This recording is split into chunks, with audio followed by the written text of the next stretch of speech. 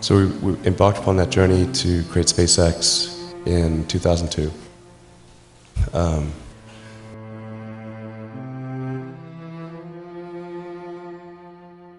And in the beginning, I wouldn't even let my friends invest because I didn't want to lose their money. I thought it was like, you know, I'd rather lose my own money. So,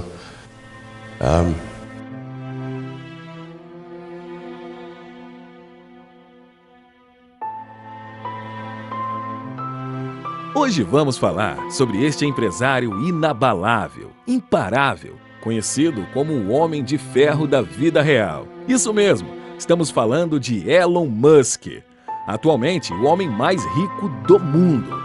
Espero que este vídeo te inspire e te motive e veja que não é e nunca será fácil para ninguém. Galera, então se inscreva no canal, ative o sininho e deixe seu like. Estamos sempre trazendo conteúdos da melhor qualidade para vocês. Vamos lá! And then we almost did die at SpaceX, actually. So I budgeted for 3 flights. I mean, technically, I did have a plan where I had the money from PayPal. I had like about 180 million from PayPal. And I thought, you know, I'll allocate half of that to SpaceX and Tesla and Solar City.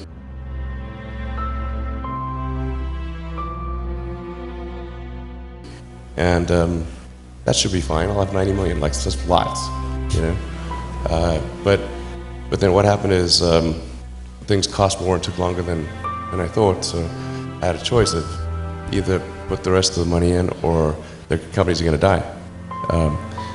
And it's like, so I ended up putting all the money in and borrowing money for rent from friends. 2008 was brutal. Phew. Yeah, 2008, we had the 3rd consecutive failure of the Falcon 1 rocket for SpaceX.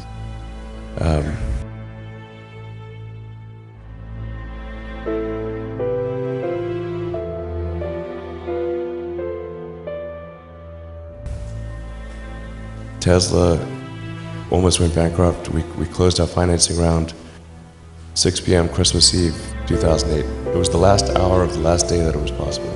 We would have gone bankrupt 2 days after Christmas otherwise. And I got divorced. That was like rough, man. Living in scar tissue there. Well, it poses a question, or maybe you just answered the question of why is no one else doing these things?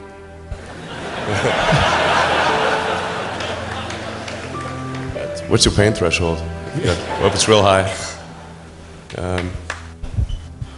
So, yeah, I mean, SpaceX is alive by the skin of its teeth, so is Tesla. If things had just gone a little bit the other way, both companies would be dead. And I like one of the most difficult choices I've ever faced in life was in 2008. I think I had like maybe $30 million left, or $30 or $40 million left in 2008. I had 2 choices. I could put it all into one company, and then the other company would definitely die, or split it between the 2 companies. But if I split it between the 2 companies, then both might die. And you know, when you put your blood, sweat, and tears into creating something, or building something, it's like a child. And so it's like, which one am I going to let one starve to death? I couldn't bring myself to do it, so I split the money between the 2.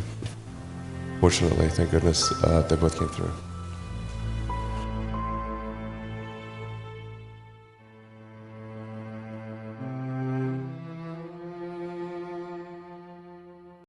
That 3rd failure in a row, did you think, I need to pack this in? Never. Why not? I don't ever give up. I mean, I'd have to be dead or completely incapacitated. Ele, que é cofundador e CEO da companhia Tesla Motors, pioneiro na fabricação de carros elétricos, é o fundador e CEO da SpaceX, a primeira empresa a vender um voo comercial para a Lua.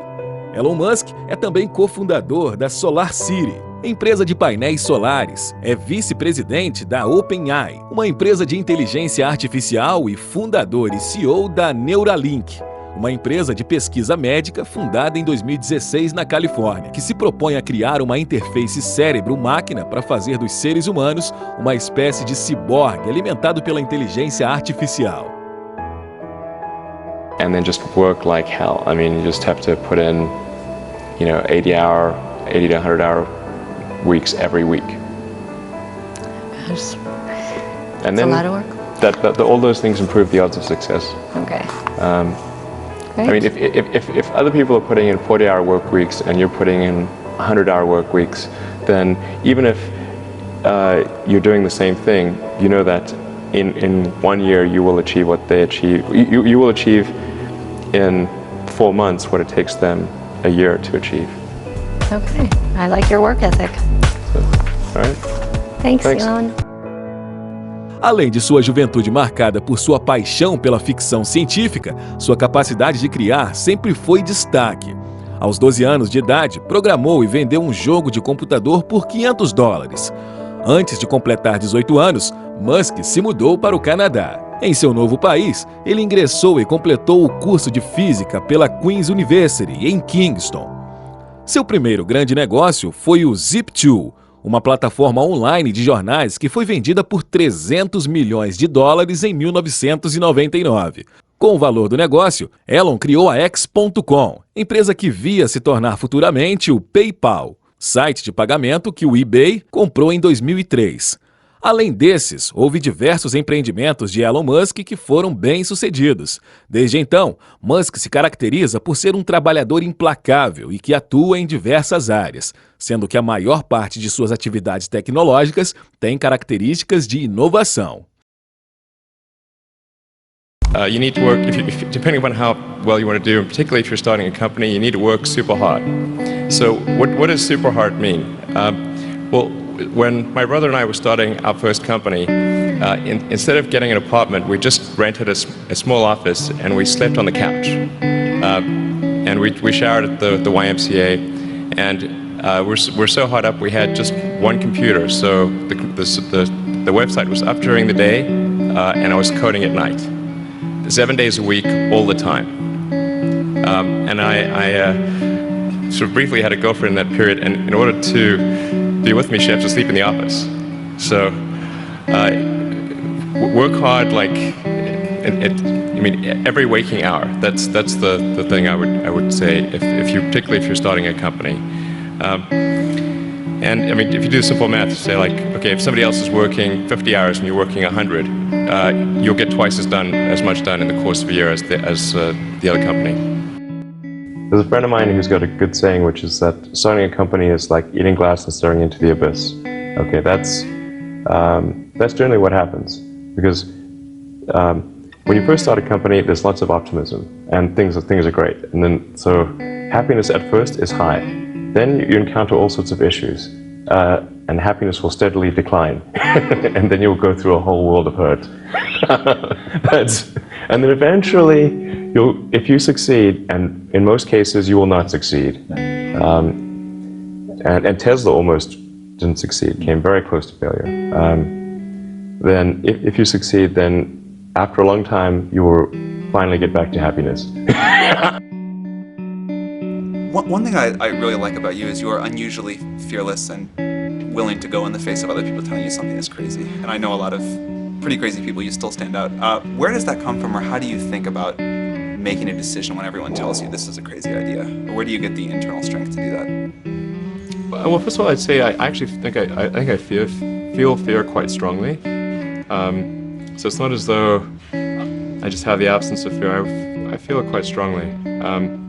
But there are just times when something is important enough, you believe in it enough, that you do it in spite of the fear.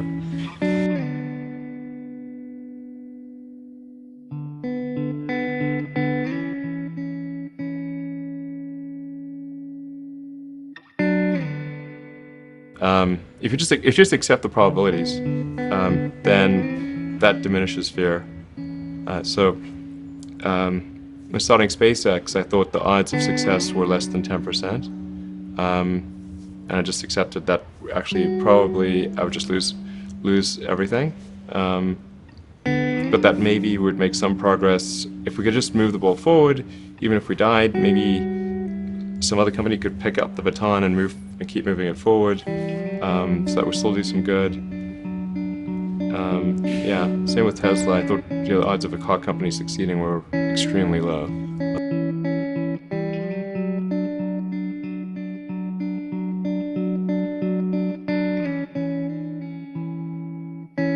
You know, there are American heroes who don't like this idea.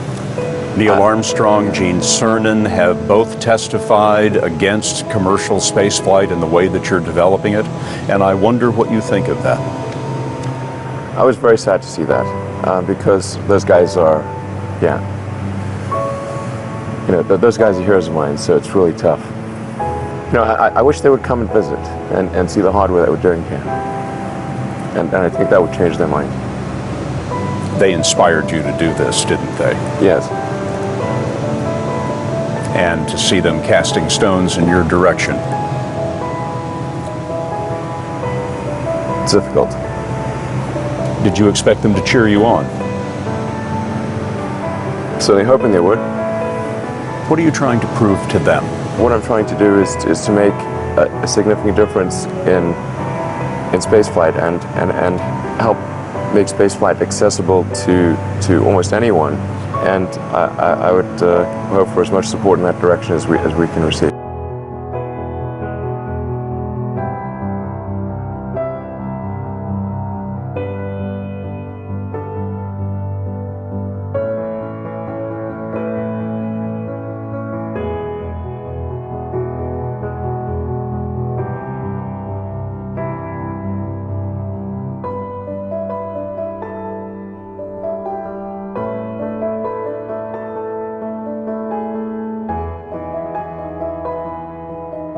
Constantly seek criticism.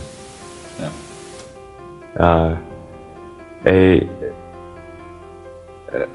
A well thought out critique of whatever you're doing is as valuable as gold, and you should seek that from everyone you can, but particularly your friends.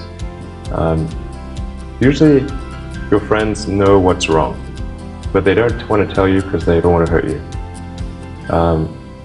So lift you up, sort of your. Yeah. So they'll say, "Oh, I want to encourage my friend, so I'm not going to tell him what I think is wrong with this product." Yeah. It doesn't mean your friends are right, but very often they are right, and you at least want to listen very carefully to what they say.